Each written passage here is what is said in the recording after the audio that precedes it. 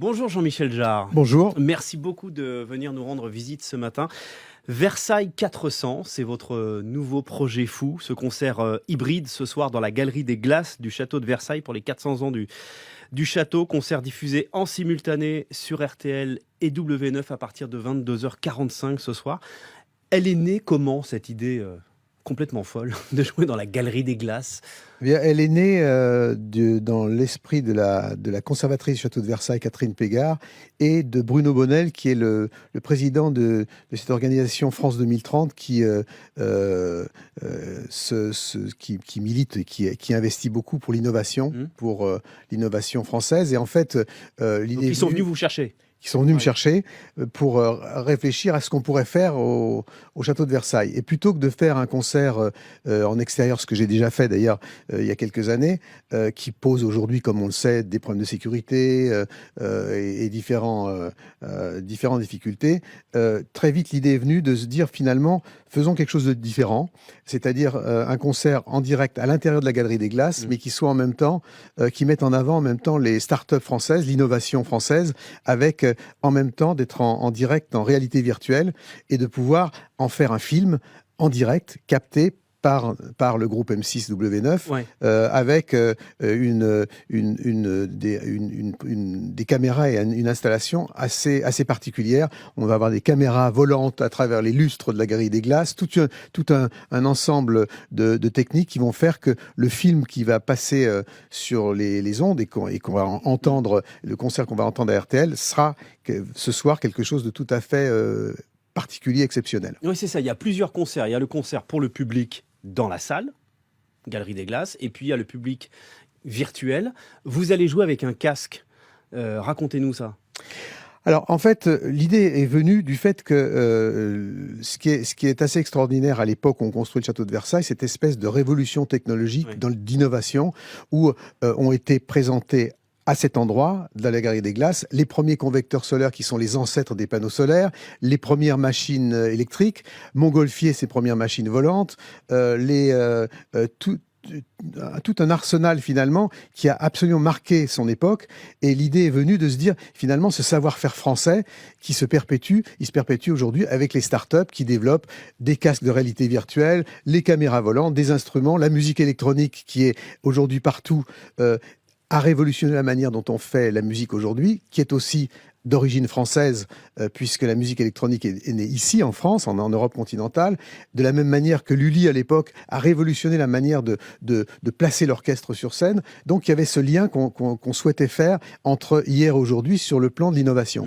Et effectivement, pendant le concert, je vais porter un casque un casque de réalité virtuelle qui s'appelle Lynx, qui est en fait développé par une start-up française et qui va me permettre d'être à la fois en contact avec le public réel dans la Galerie des Glaces, le public du concert qui sera là présent dans la Galerie des Glaces, et en même temps le public qui sera dans la galerie virtuelle, et qui est créé aussi par une autre start-up française qui s'appelle Vroom, qui en fait est chargée de la diffusion en live à travers le monde de la partie virtuelle. C'est-à-dire tous les gens qui auront des casques, par exemple, chez eux, pourront rentrer dans cette galerie virtuelle, comme je l'ai fait il y a 3 ans lors du concert que j'avais fait dans le Notre-Dame virtuel. Donc, ce qu'on va voir ce soir à la télé, c'est aussi cette réalité virtuelle? Alors, ce que les gens devant leur télévision, devant leur laptop ou devant leur smartphone, que ça soit d'ailleurs en France ou à l'étranger, parce que c'est retransmis en mondiovision, auront en fait le meilleur des deux mondes, c'est-à-dire en fait un équilibre entre le concert qui a lieu en direct dans la Galerie des Glaces et celui qui a lieu en direct aussi dans la galerie virtuelle,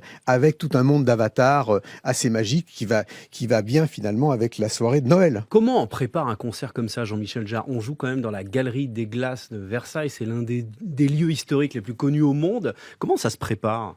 Alors ça se prépare d'abord avec une parfaite complicité avec les équipes du château de Versailles, parce qu'effectivement rentrer une technologie assez pointue et assez sophistiquée dans un endroit aussi fragile demande une collaboration dès le départ et une compréhension mutuelle.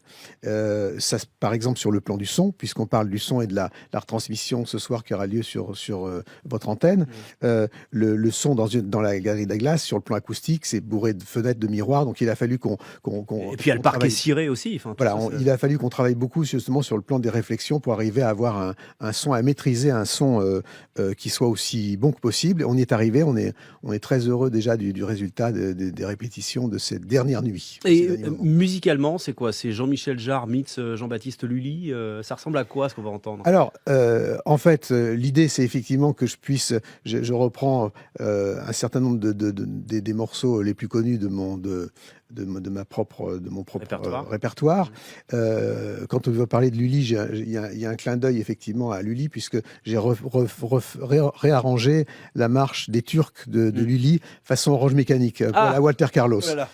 Donc c'est assez amusant, et puis certains morceaux inédits aussi, mais en même temps avec qui est tout mon répertoire que j'ai voulu justement réarranger pour l'occasion va donner l'occasion d'avoir un son aussi très particulier. On soigne beaucoup la qualité sonore, notamment sur RTL et sur W9, puisque mon ingénieur du son est en même temps celui qui s'occupe du son des antennes d'RTL et de W9.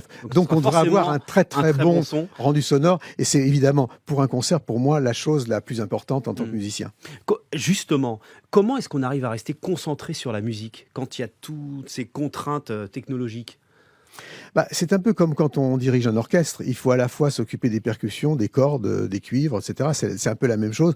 Et dans la musique électronique, les instruments que j'ai à ma disposition et que nous avons aujourd'hui à notre disposition permettent justement à la fois d'interpréter, de mixer, de diriger, d'avoir un peu trois rôles, c'est-à-dire le rôle du soliste, le rôle du chef d'orchestre et le rôle de l'ingénieur du son. C'est un petit peu ces trois-là qui permettent justement à une performance de musique électronique d'être aussi spécifique et d'être aussi en phase d'une certaine manière aussi avec éventuellement les techniques visuelles qui m'ont toujours intéressé, puisque j'ai toujours beaucoup travaillé moi-même sur les scénographies. Et d'ailleurs, pour ce projet, ce soir, j'ai élaboré un certain nombre de toute l'iconographie graphique avec un algorithme d'intelligence artificielle, et encore une fois, pour mettre en avant aussi ce savoir-faire français qui m'est si cher, et qui est une occasion justement de voir se perpétuer à travers les fantômes visionnaires de Versailles, si j'ose dire. Vous avez toujours aimé les défis fous depuis qu'on vous connaît, c'est ça? Votre prochain défi, là, après la Galerie des Glaces de Versailles, c'est quoi? C'est de dormir un peu, déjà. Vous avez bien une idée, non? Il y a bien un truc qui vous titille? Non, il y a plusieurs choses dans un domaine. Alors, dans le domaine français, il y a un projet qui me plaît beaucoup, c'est qu'on m'a demandé de fêter les Francopholies et de faire le concert au 14 juillet de Francopholies. Et puis j'ai un certain nombre d'autres projets, mais je pense qu'on aura l'occasion d'en reparler en 2024. Mais j'ai effectivement un agenda assez chargé dans des projets qui sont aussi sinon assez fou, en tout cas aussi décalé que celui de ce soir, et je me réjouis encore beaucoup. Je voudrais vous dire un mot sur le fait que je me réjouis beaucoup que ce concert soit diffusé en direct à la radio. J'aime beaucoup le médium de la radio. Nous aussi, ça tombe bien. J'imagine, mais en tant que musicien, je trouve que c'est un peu l'anti-plateforme de streaming, et sur le plan du son, on peut faire des choses qu'on ne peut pas faire souvent ailleurs. Donc je me réjouis beaucoup de partager cette aventure avec le public d'RTL. Versailles 400, Jean-Michel Jarre, concert diffusé en simultané ce soir sur RTL et W9 à partir de 22h45. On va vous laisser aller vous préparer, ce sera un Noël studieux. C'est la première fois que vous travaillez à Noël, Jean-Michel Jarre? Oui, et donc je fête Noël le 27. D'accord, très bien. Voilà. Vous reposerez après. Merci beaucoup et très bon concert. Merci à vous.